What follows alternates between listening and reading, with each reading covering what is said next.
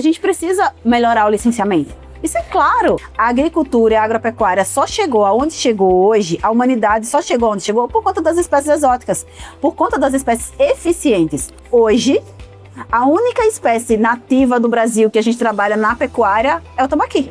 A tilápia, ela não é uma espécie voraz, ela não é uma espécie que come outras espécies. Isso não existe, isso é mito.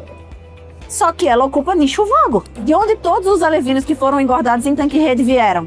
Ah, rastreabilidade. Rastreabilidade. Eu bato na porta dos meus colegas da indústria e falo assim, usem meus dados, por favor. A gente tem dados. Então a gente tem de onde veio o alevino, que ração que utilizou, se usou antibiótico. A gente tem que saber tudo.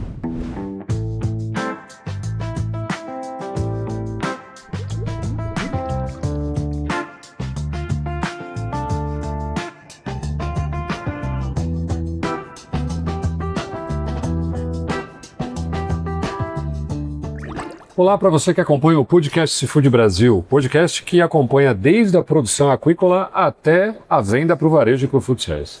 Hoje nós temos aqui uma convidada muito especial, Juliana Lopes. Tudo bem, Juliana? Tudo bem, Ricardo. Tudo jóia, é um prazer estar com você aqui. A Juliana é diretora de Aquicultura em Águas da União do Ministério da Pesca e Aquicultura. E hoje a gente vai falar sobre esse mecanismo tão importante que foi criado há bastante tempo, que é a regularização de águas públicas, para poder estimular o cultivo em tanques-rede aqui no Brasil. E a gente vai começar já, Ju, com uma... Desculpa, posso te chamar de Ju? Pode, por favor. Então tá bom, porque todo mundo chama de Ju e eu vou chamar de Ju também. Pode chamar.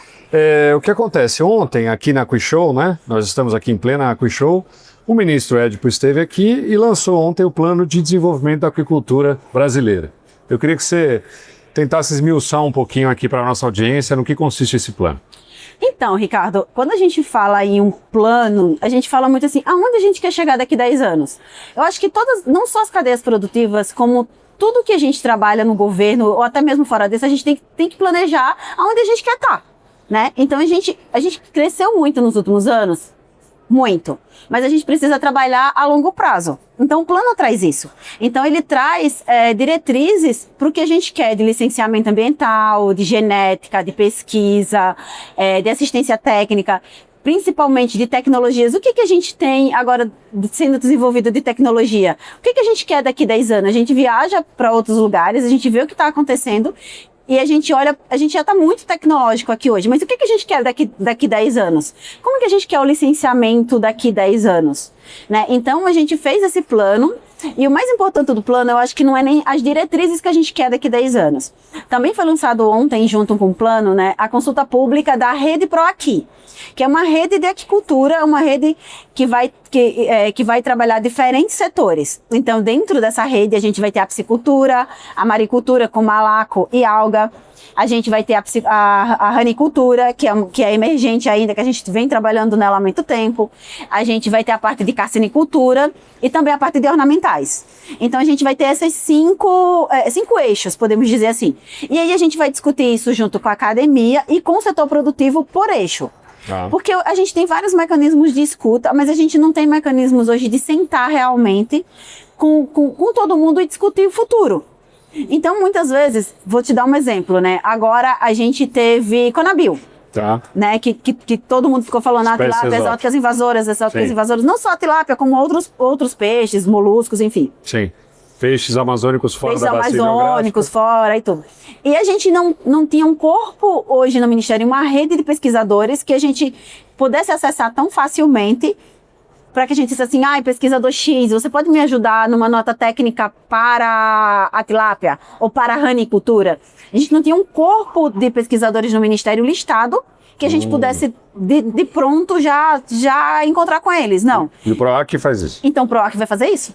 Então a gente vai ter a gente vai fazer um edital, que a gente chama um edital técnico-científico, onde pesquisadores vão entrar lá e dizer assim, eu quero contribuir com o Ministério, de alguma forma, para que a gente consiga rebater questões técnicas durante o desenvolvimento do plano e também depois. Essa é uma vertente da rede. E a outra é sentar com o setor produtivo e também com os pesquisadores para que a gente possa desenhar e possa melhorar as políticas públicas durante os anos que serão vigentes aí do plano. Então eu acho que até mais do que as diretrizes é poder sentar com eles e escrever, e trabalhar a forma como a gente quer chegar onde o plano disse que a gente vai estar. Entendi. Entendeu? Eu acho que isso é uma das coisas mais importantes que a gente tem dentro desse plano nacional.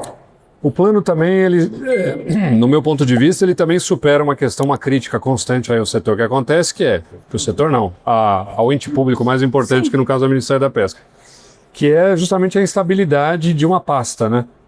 Então a gente sabe que isso está sujeito a questões políticas e tal, a gente tem um ano de eleições pela frente, esperamos aí, pelo menos boa parte do setor entende que o Ministério da Pesca é importante, esperamos que ele continue, mas se houver alguma coisa, o plano supera um pouco isso, porque ele dá diretrizes para a próxima pasta, seja ela uma secretaria ou continue dentro do Ministério, dá diretrizes de como a atividade vai seguir, é isso? Isso. A gente fala muito assim, não é um plano de governo, é um plano de Estado.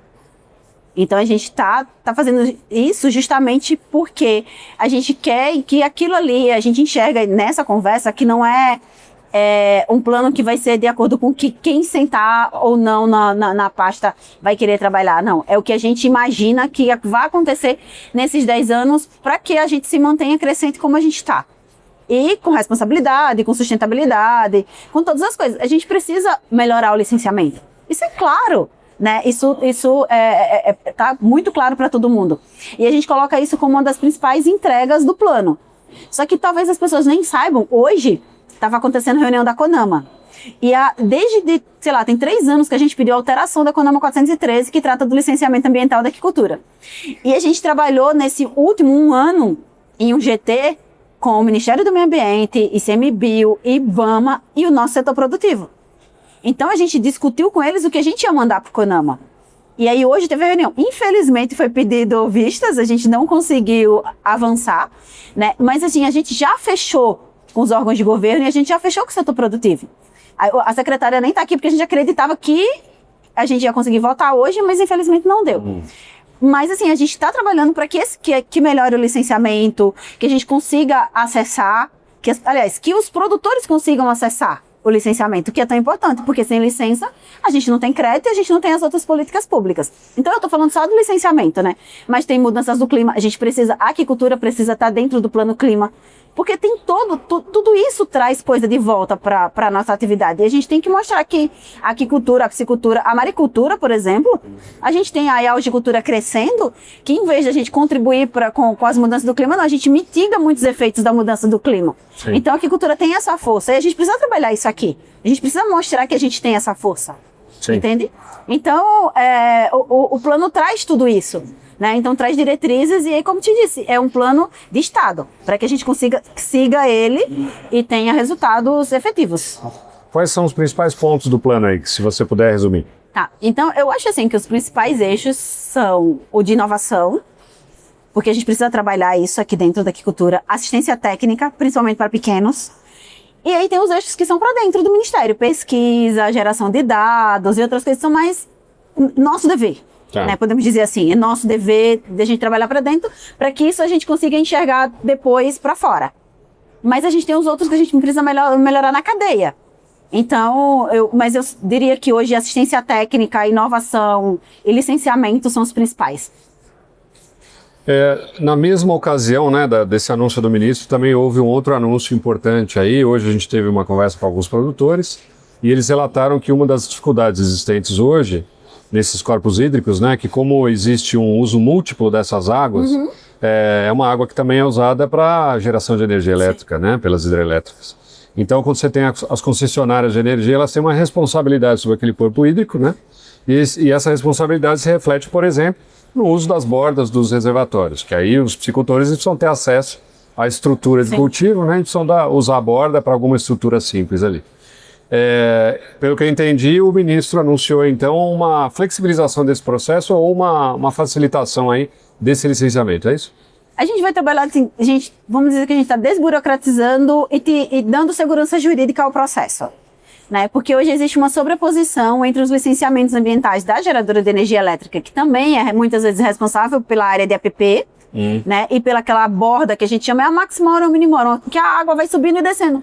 Só que em muitos momentos, alguns produtores, eles utilizam essa área para fazer despesca. E tem que utilizar, né? Porque não tem como tirar o peixe sem utilizar essa área. Então existe uma sobreposição do licenciamento, porque quando o gerador de energia licencia para gerar energia, o IBAMA também coloca eles como responsável pela área de APP ou pela área de borda. Provavelmente isso foi feito no momento que não se imaginava a piscicultura instalada ali. E aí, o que acontece? Os órgãos estaduais de meio ambiente também precisam de uma autorização da gerador de energia elétrica para poder licenciar para a piscicultura. O acesso, a entrada de ração, o silo, qualquer coisa igual você falou. Só que aí existe essa sobreposição e muitas vezes o gerador de energia elétrica, ele fica com medo de dar uma anuência porque ele também vai ser cobrado no licenciamento dele.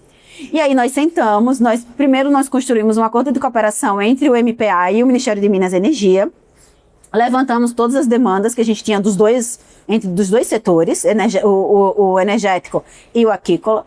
Depois os dois ministros assinaram um pacto pelo desenvolvimento da aquicultura em reservatórios de usinas hidrelétricas, e desse pacto nasceu a portaria. Então nós passamos um ano trabalhando com o setor elétrico e o setor aquícola, construindo a portaria. Depois nós colocamos essa portaria em consulta pública, apontamos as arestas e agora ontem os dois ministros assinaram. O ministro Édipo assinou aqui, né, junto com o representante do MME. A portaria era para ter sido publicada no DOU hoje, mas amanhã deve sair. E aí ele explica justamente isso, que a responsabilidade daquela área que o piscicultor hoje ele vai utilizar como acesso, como apoio para a piscicultura, passa a ser de responsabilidade do aquicultor. Sai da responsabilidade do gerador. Então isso deu segurança jurídica para os dois. O gerador que não dava essa anuência porque tinha algum receio, agora vai dar, porque não tem isso, tem segurança jurídica, e o produtor vai conseguir se licenciar. A gente tinha inúmeros licenciamentos aqui em São Paulo, principalmente, onde é exigido a anuência do gerador de energia elétrica. Vários licenciamentos acabaram vencendo os protocolos e eles não conseguiam, porque eles não conseguiam a anuência do gerador de energia. Então isso a gente mata isso e aí todo mundo vai conseguir se licenciar. Perfeito.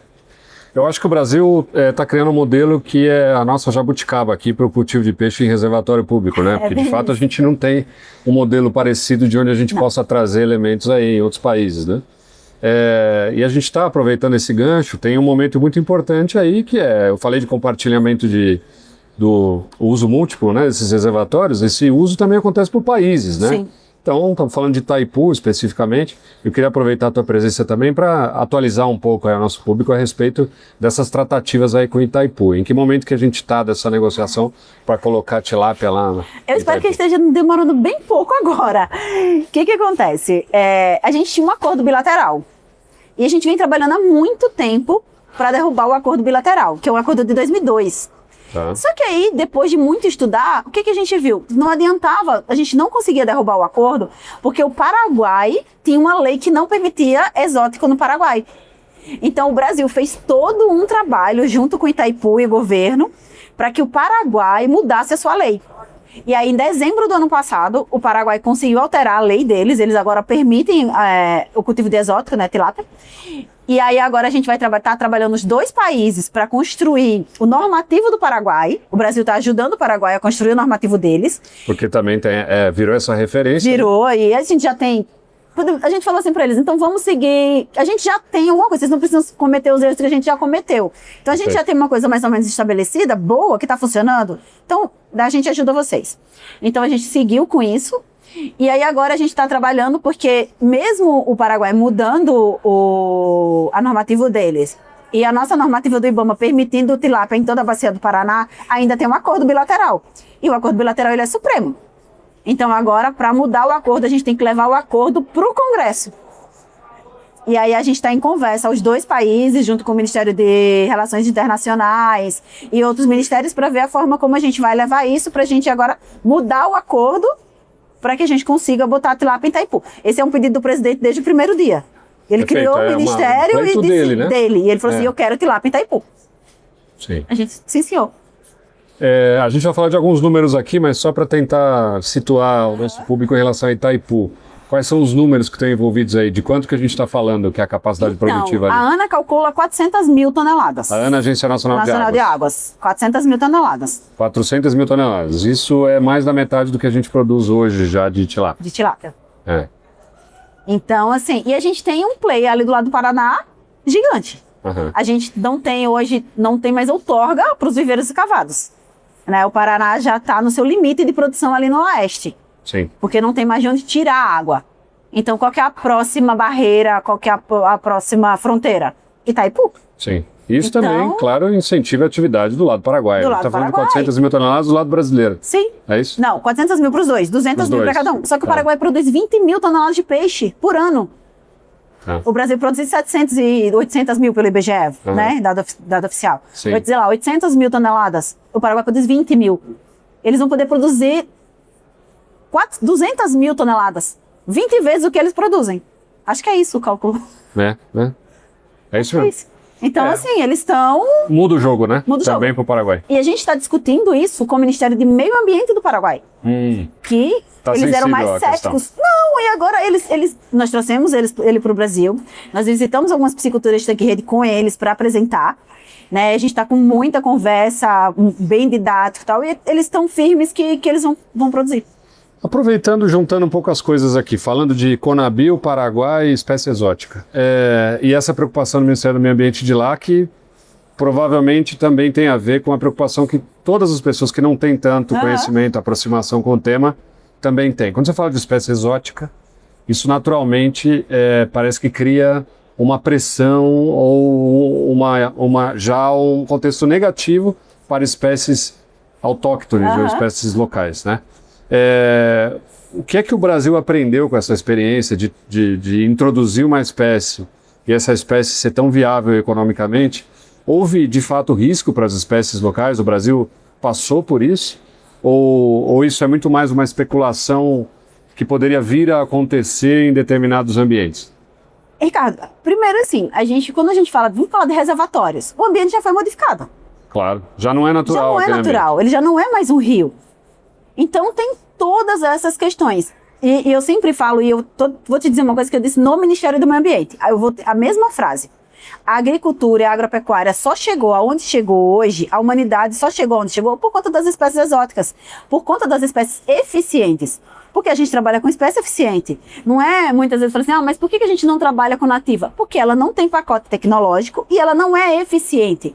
Não quer dizer que a gente não pesquise espécie nativa. A Embrapa apresentou na última reunião da Conabio que já fizeram mais de 50 milhões em pesquisa com tambaqui ou com outras espécies nativas.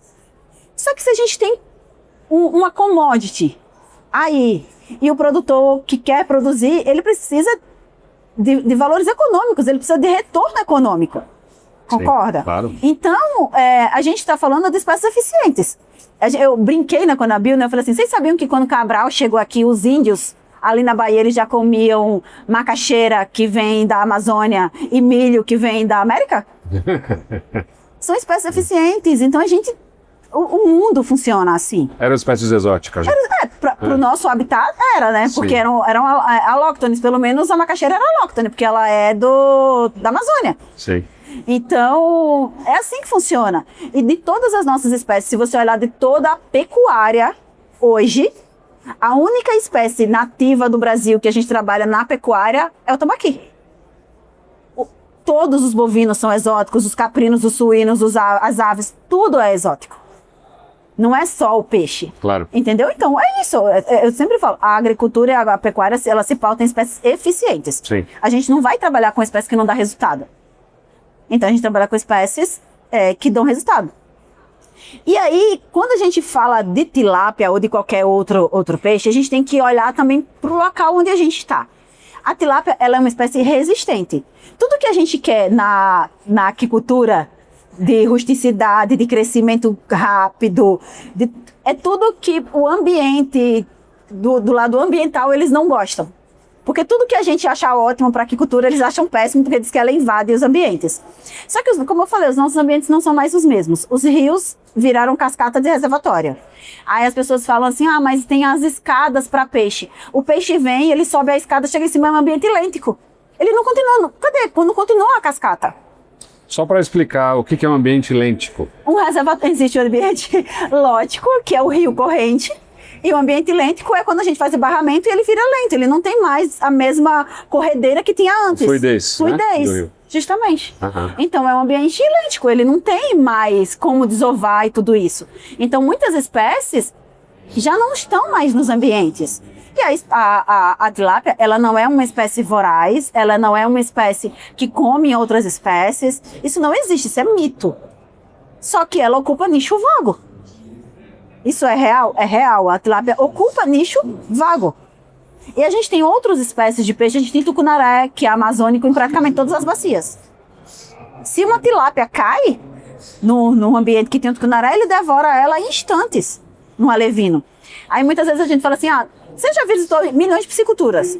A gente vai nos locais, tem tilápia fora dos tanques? Tem, mas elas ficam ali, né?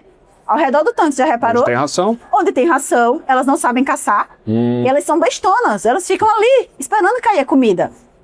Então é diferente. Outra coisa, a gente trabalha, mais uma vez, com eficiência. Então a gente trabalha com macho. Não posso dizer, são 100% macho. Não posso te afirmar, né? Claro. Mas a gente tem, vamos botar lá que 95%, vamos botar 95%, mas sei lá, 98%, 99% macho. Como é que ela vai se reproduzir se são tudo macho? Justo. Então, por quê? Explicando também, porque a nossa audiência é ampla. Se você tem um produtor, o produtor não quer fêmeas, né, na engorda. Sim, que ela cresce menos. Que ela cresce menos.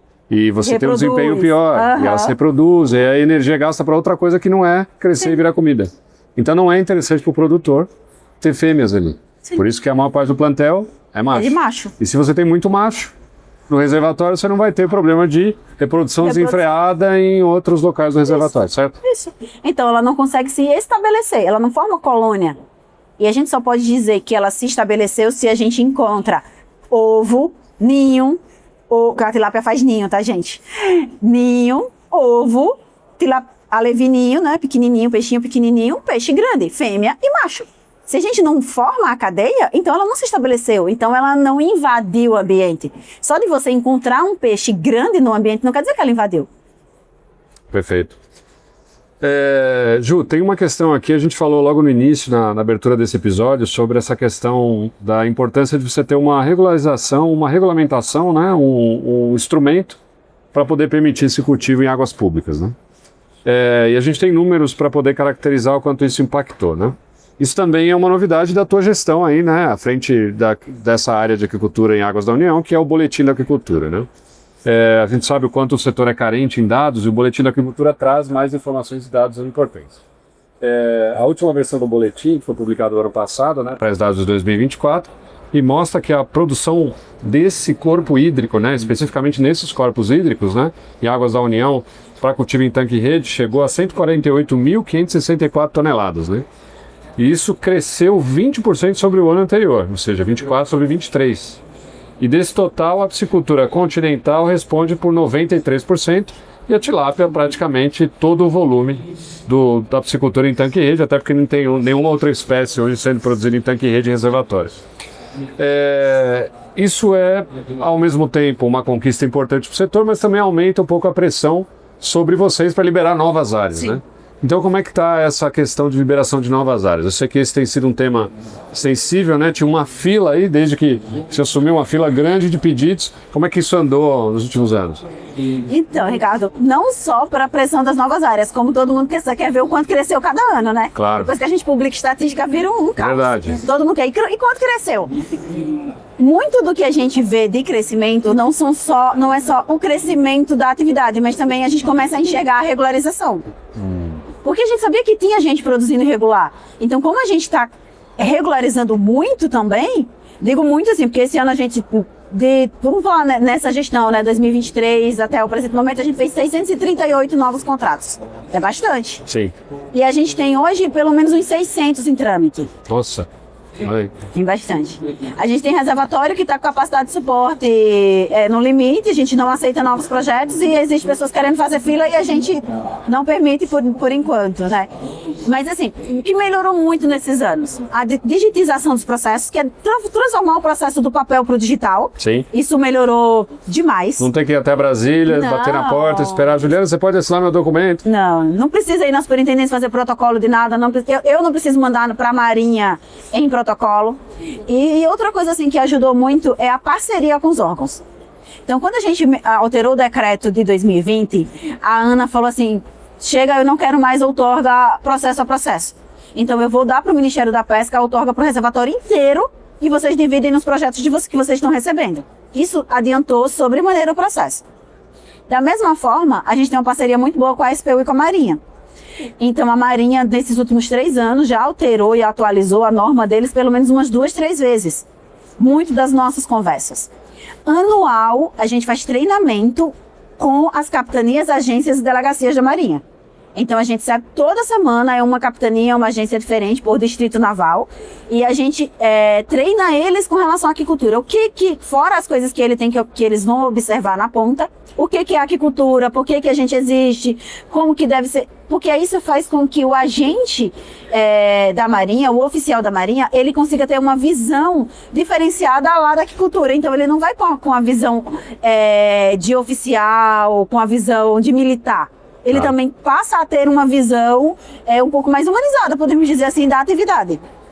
E com a SPU, a gente passou a ter áreas de interesse. Então, em vez de a gente também mandar um processo 1 a 1 para que a SPU analise, a gente consegue desenhar mapas com aglomeração de áreas. Então, isso facilitou também. Então, a SPU entrega para a gente lotes grandes, com várias áreas dentro, e a gente consegue assinar vários contratos dentro disso. Então, isso fez agilizar o processo, né? Outra coisa também que eu acho que adiantou muito no processo são os próprios pedidos. Antes, como a atividade ainda, aquela atividade incipiente, que todo mundo ficava meio que com medo, tal. Quando você mostra que a atividade ela está crescente, quando você mostra tudo o que acontece, o quanto já, pela primeira vez esse ano a gente trouxe dado do valor bruto de produção. A gente não sabia. E aí a gente trouxe, quando eu anunciei, né, no dia do evento, todo mundo falou assim, o que é VBP? Eu falei, gente, a gente não tinha valor bruto de produção. Que é um conceito que a pesquisa pecuária municipal do IBGE traz, né? Traz. Mas para a piscicultura não tinha. Mas no geral, traz muito amplo, a gente não consegue dividir. Claro. Né? É muito diferente. É diferente. A gente sabe o VBP, quanto que foi da piscicultura, quanto foi da tilápia, quanto que foi... A gente tem, no norte, apesar da gente não ter tilápia, esse pouquinho que aparece de 99 ponto alguma coisa de tilápia, o menos de 1%, é que ali ainda no Pará não pode. E a gente está crescendo com a piscicultura lá. Então a gente tem tambaqui, a gente tem matrinchã. Então é isso que faz a tilápia não ser 100%. Tá. Então, mas a gente sabe de todas as espécies em tanque-rede, quanto que foi o valor bruto. A gente consegue enxergar, a gente sabe hoje, outra coisa legal, de onde todos os alevinos que foram engordados em tanque-rede vieram. Rastreabilidade. Rastreabilidade. Então eu digo para o pessoal do Ministério, a gente está trabalhando agora com a abertura de mercado da União Europeia. Sim. Eu bato na porta dos meus colegas da indústria e falo assim, usem meus dados, por favor. A gente tem dados. Então a gente tem de onde veio o alevino, que ração que utilizou, se usou antibiótico. A gente sabe tudo. Eu falo assim, gente, eu só não sei a cor da roupa da pessoa no dia que preencheu, porque a gente não pede. Mas o resto tudo. E a gente foi criando uma confiança do setor. Então a gente sente uma confiança deles de preencher e os dados, e a gente confere. A gente confere relatório a relatório antes de escrever o boletim. Então, cada ano a gente coloca uma pergunta ou duas. E aí isso você vai gerando confiança, porque ele já está acostumado a responder, a gente põe uma pergunta, às vezes o produtor nem percebe, já tem uma pergunta a mais, e aí a gente vai respondendo e vai tendo dado. Então hoje a gente tem alevino, de onde vem, qual ração utilizada, a gente sabe se tem licenciamento ou não, se usou antibiótico ou não, a produção, densidade de estocagem, peso na despesca, peso do alevino quando comprou, tudo isso a gente sabe. E é público? Não todas as informações. Tem informações que são sensíveis. Que são sigilosas e sensíveis a determinados produtores. Isso.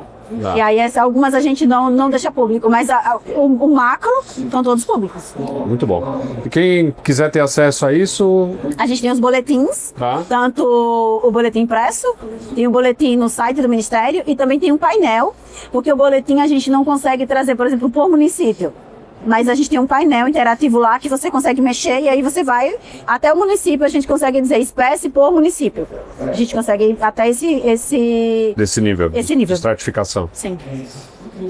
Bom, uma parte importante aí dessa história de Águas da União é a aquicultura marinha também, que a gente começa a observar com um pouco mais de carinho, de atenção. O que é que você tem visto? Sempre foi uma promessa muito grande, o Brasil tendo mais de 8 mil quilômetros de costa. Sempre foi uma promessa de que o Brasil também poderia ser uma potência nessa área, mas isso ainda não aconteceu.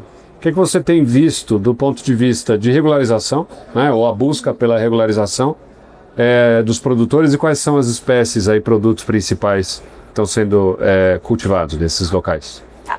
Assim, a gente ainda tem Santa Catarina como principal produtor. Tá. É um case diferente, né? Santa Catarina produz há 30 anos. Ostras, aí estamos falando de ostras. Ostras, mexilhões e agora alga. E algas também. Eles têm um potencial, assim, muito grande, né, para a produção.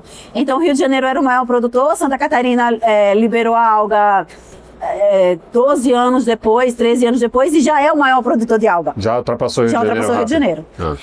E aí é isso, só que Santa Catarina tem toda uma logística diferente. Primeiro que eles têm isso muito voltado, eles produzem hoje há 30 anos. Então ele já tem isso, o Manezinho já produz, não só o Manezinho, mas o estado todo, né? Todo o norte de Santa Catarina. Na verdade, da Palhoça até São Francisco do Sul, tudo é produção. Então eles já têm isso neles de produzir, de usar o mar. Eles são muito virados ali para o mar. Os outros estados, eles estão acordando ainda para isso, né? Então a gente tem uma produção que vai aumentar muito no Rio de Janeiro nos próximos anos, principalmente para alga. A gente enxerga isso pelos projetos que a gente tem lá de regularização. A gente tem muitos projetos também em São Paulo, só que São Paulo são projetos menores, de comunidades tradicionais. Tá. Mas isso também é uma força, porque mantém as comunidades, as pessoas no seu território. Claro. Né? Então a gente acha isso uma força muito grande e é espetacular trabalhar também com as comunidades tradicionais. E assim, e Santa Catarina, como eu te disse, a gente começou a medir a alga tem 4 anos e a alga já é mais que o Rio de Janeiro. E muito se deu por conta dessas mudanças, dessas alterações climáticas que a gente teve nos últimos anos. Então a gente teve há 2 anos atrás muita chuva, morreu muito mexilhão, então as pessoas deram uma migrada para a ostra. Esse ano a água esquentou 3 graus, 2 graus, 3 graus, morreu muita ostra. A ostra e o mexilhão demora 1 ano para ficar pronto. A alga em 40 a 45 dias, ele já tem um ciclo fechado. Apesar de só produzir 4, 5 meses. A gente vai viver esse ciclo ainda por um bom tempo. O Nordeste está começando também na produção de ostra, alguns locais já produzem há muito tempo. A gente tem um trabalho agora com a Embrapa Tabuleiros Costeiros para desenvolvimento de tecnologias de cultivo para o Nordeste, porque são muito rudimentares. Então a gente tem um projeto com eles para desenvolver pelo menos para Sergipe, Alagoas e Pernambuco. A gente está trabalhando para desenvolver tecnologias de cultivo, não só a tecnologia de cultivo, mas também reaproveitamento das conchas. Que a gente tem que sempre pensar também o que a gente vai fazer com aquele resíduo. Sim.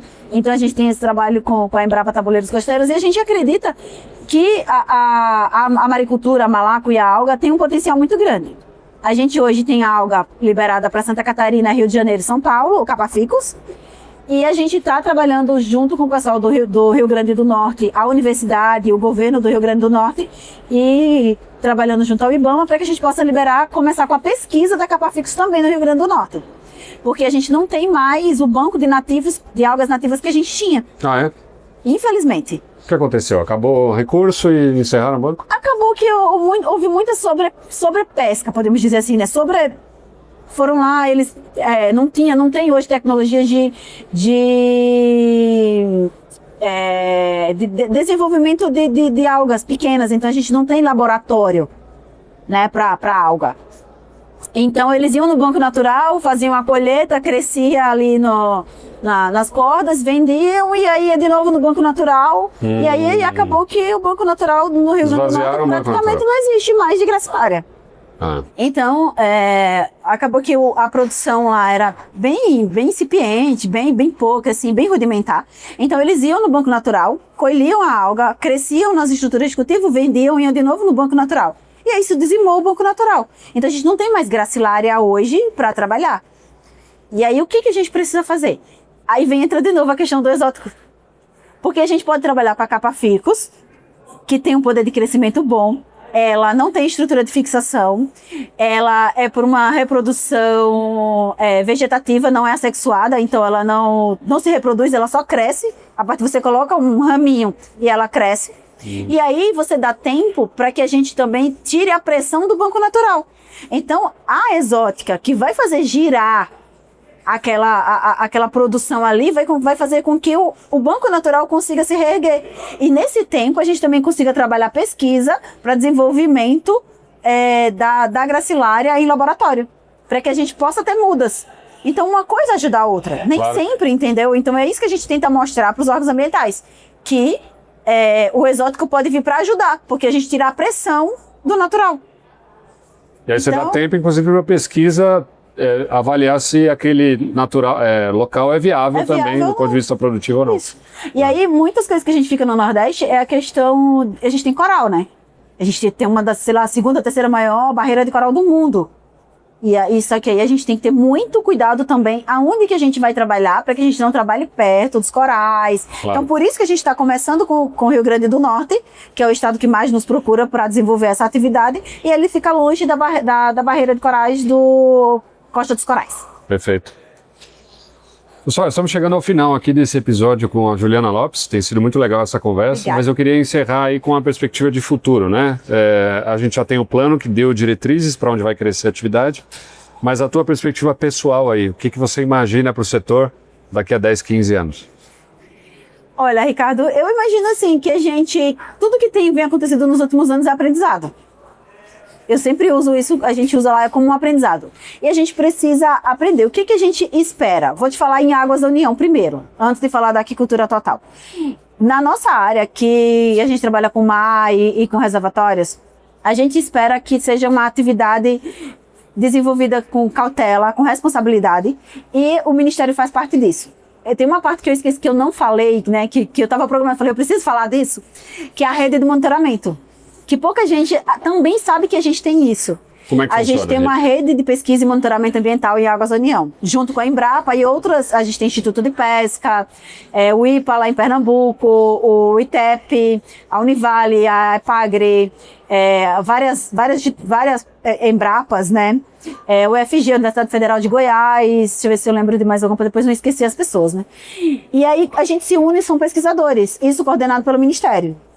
A gente não basta só entregar a cessão de uso, a gente tem que monitorar e pesquisar o desenvolvimento sustentável dessa atividade.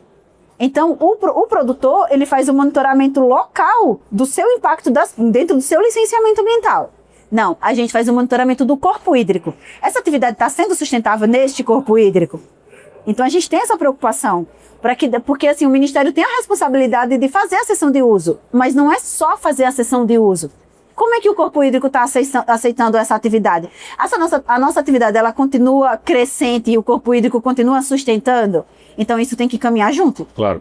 Então, a gente está trabalhando muito nisso, né? Então, a gente tem várias pesquisas sendo desenvolvidas em vários reservatórios, com esses pesquisadores, né, dessas instituições que eu te falei. Então, isso é uma outra coisa que vai trazer para a gente mais lucidez de como que a gente vai trabalhar nos próximos anos. A gente tem reservatórios como Ilha Solteira e Três Marias que estão capacidade de suporte já, que a gente não aceita processo, no limite, né? Mas e a gente precisa monitorar justamente eles. Eles nem estão produzindo ainda no seu total, mas a gente já não aceita novos. Tá. A gente precisa monitorar de agora para a gente poder até chegar para a ANA, para os órgãos ambientais, para todo mundo. Gente, ó, a atividade é realmente sustentável, a gente pode abrir mais, a gente pode trazer mais piscicultores ou não. Ou a gente precisa diminuir um pouco. A gente precisa ter sustentabilidade, precisa também ter responsabilidade. Claro. Então a gente trabalha ali, todo mundo junto. Então a gente tem o RAP, com o boletim, com as informações estatísticas que nos orientam. A gente tem a rede de monitoramento e a gente tem as entregas do Ministério. Então a gente tem os três andando juntos para que a gente tenha aí uma aquicultura mais organizada e sustentável mesmo no final. Então isso nos baliza para o que a gente vai enxergar daqui a 10 anos. Essa é uma das principais coisas. E aí, do que a gente espera, assim, para uma atividade, é uma atividade, assim, mais junta, que a gente trabalhe mais em conjunto, cadeia produtiva, setor produtivo, ministério, órgãos ambientais, que ainda precisam muito conhecer a nossa atividade. E que a gente está fazendo esse papelzinho, esse trabalhinho de formiguinha com todo mundo. Então, eu acho, assim, que a perspectiva de futuro é se tornar o terceiro maior produtor de tilápia do mundo. Uhum. Para mim, eu acho que isso daí a gente tem que chegar logo lá. Em 10 anos, você disse? Eu acho que até menos, quem sabe? Tem gente falando aí que em 15 anos a gente vai ser o primeiro. Não, a China não, né, gente? Aí também eu acho... Tá, vamos esperar. Uhum. Mas assim, vamos virar o terceiro. Sim. E assim, a minha perspectiva, eu tenho uma força muito grande. Eu acredito muito nas algas. Eu tenho, nos últimos tempos, assim, porque a gente tem trabalhado lá, eu tenho acreditado muito nessa atividade. Então eu acho que a gente... E não só para o que a gente tem de aquicultura, não só olhando com o olhar do nosso setor, Sim. também olhando para o setor da agricultura familiar, por exemplo, dos orgânicos. Gente, a gente tem um mar gigantesco que pode produzir biofertilizante, bioestimulador foliar, para que a gente trabalhe para dentro. Então a gente tem um mar aí na nossa cara para que a gente vire e trabalhe para a nossa agropecuária, para a nossa agricultura. Então a gente precisa acordar para isso. Eu tenho uma coisa com as algas que eu acho que a gente vai ter uma produção muito boa nos próximos anos. E a gente vai liberar capoficos em vários lugares, se Deus quiser, e aí a gente vai chegar lá. Para a gente encerrar com um número, já que a gente falou de alguns números aqui, se a gente for olhar para a legislação hoje que permite cultivo em águas públicas, o quanto do reservatório ou desse recurso de água pública a gente fala em explorar para a aquicultura de maneira geral? Só em reservatórios hidrelétricos, 4 milhões de toneladas. 4 milhões de toneladas. Isso corresponde, em termos de área, a quanto do reservatório? Olha, pelo que a gente tem hoje, já de cálculo, a gente usa 0,4, não é nem 1%, tá? Acho que é 0,36% dos reservatórios. Então, para você que está preocupado que o crescimento da atividade de aquicultura em reservatório público pode comprometer aquele recurso, você está falando de 0,03%. 0,36% do espaço físico. 0,36% do espaço físico do reservatório. É menos de 1%, não é? Menos de 1%. Perfeito. E se a gente fosse regularizar tudo que a gente tem lá em trâmite, também não chegaria a 1%.